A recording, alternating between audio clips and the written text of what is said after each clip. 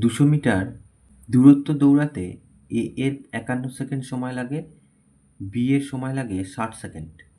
এ বিকে কত মিটারে পরাজিত করে? তাহলে এ এর সময় লাগছে 51 সেকেন্ড। সেক্ষেত্রে এই 51 সেকেন্ডে বি কতটা যায় সেটা আমরা যদি দেখি, সেইটা এর থেকে বিয়োগ করলে উত্তর পাবো। তাহলে বি 60 সেকেন্ডে যায়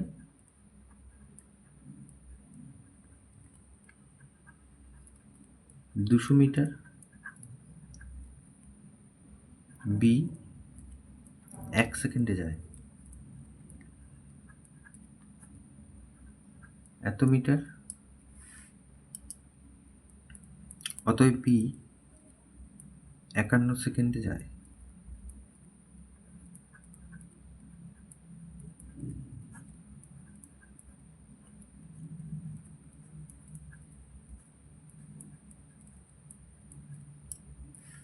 তাহলে 170 মিটার। তাহলে ততক্ষণে এ 200 মিটার চলে গেছে। তাহলে অতএব এ পরাজিত করে কত না 200 বিয়োগ 170 মিটার, মিটারে, তার মানে 30 মিটারে।